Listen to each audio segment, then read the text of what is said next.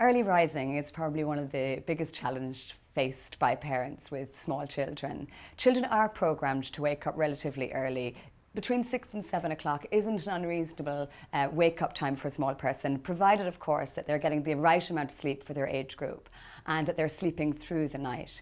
5 o'clock, however, would be considered early rising, and it's a big household problem. So the first thing that I recommend is that we rule out anything external, so central heating coming on, noisy neighbours, the next door neighbour's dog barking, and then maybe that your child isn't waking up because they're hungry at 5 o'clock. When you rule out those variables, I then would be looking at the biological sleeping times. So I know it sounds counterintuitive, but lots of parents delay bedtime hoping that the child would sleep longer in the morning. Well, actually, the reverse is true. If they stay up too late for their bodies, they get flooded with the stress hormone cortisol, which then presents itself in the early part of the morning and gets them to wake up instead of rolling over for that last sleep cycle of the night.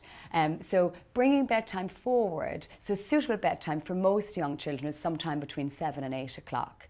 In tandem with that, if your child is still on a daytime sleep schedule, it's important that they get enough sleep during the day. And one of the big variables would be that the gap between the waking up from the last nap and bedtime wouldn't exceed more than 4 or 5 hours.